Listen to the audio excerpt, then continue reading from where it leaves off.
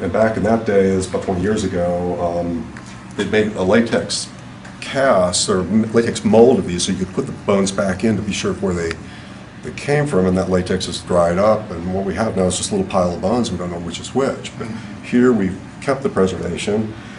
It cost, about $150 to do the scanning. Sebastian did the image processing, and this computer is slow. He did the image processing overnight. And this was a case where the matrix is sufficiently distinct in its density from the bones that it was a batch process in Photoshop. It took all of 15 seconds to remove all of the matrix. And so you think about the scanning costs. A lot of our audience, oh man, I don't know, I've never scanned these things. That's an extra $500 or $1,000. But it cost me thousands of dollars for the months they put in on preparing this, and I could have saved all that if we just scanned it early.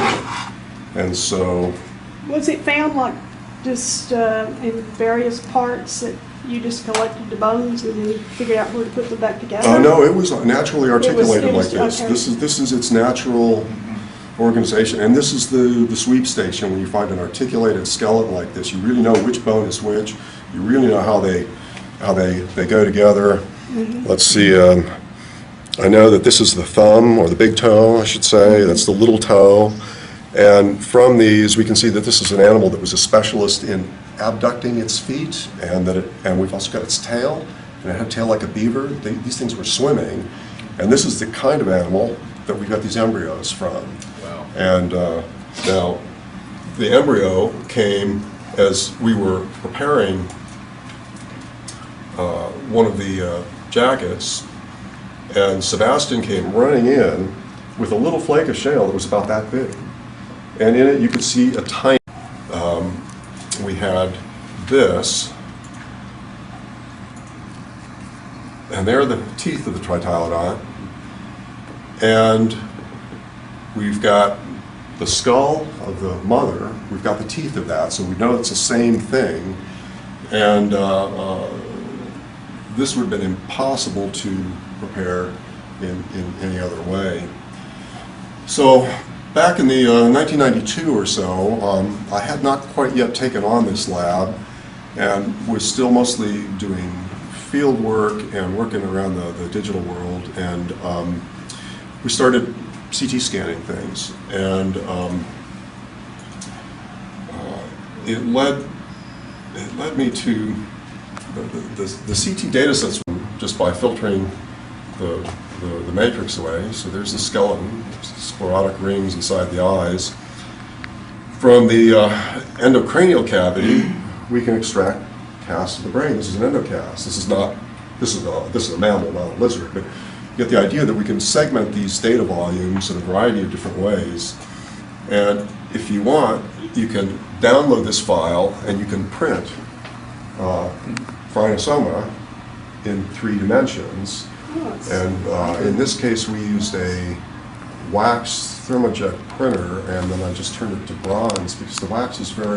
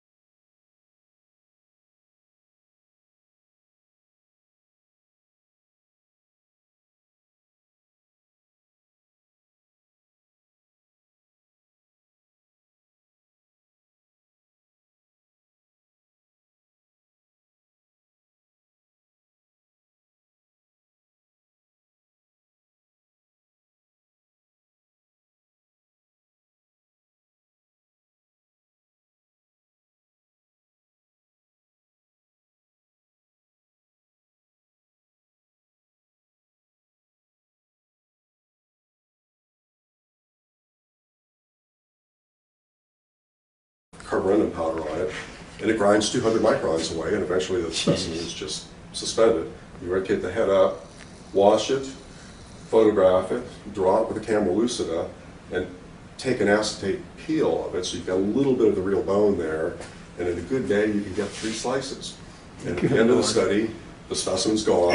It took Dr. Farid 12 years to become Dr. Farid, and grinding this thing up, building a wax plate reconstruction of it. But it was a pivotal study because it's, you know, along our ancestry. It's kind of like in European history. If you want to understand modern European history, sooner or later you've got to study Napoleon and the Revolution. And Vernaxodon fits that sort of position in understanding mammalian history.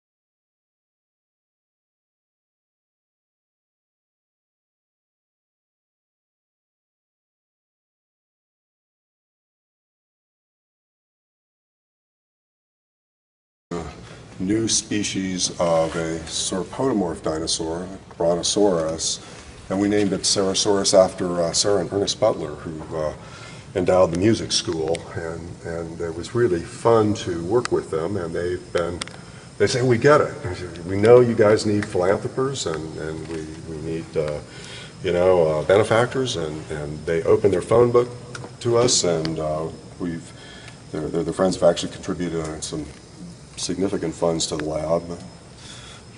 So Cerosaurus was really fun to get to know the Butlers.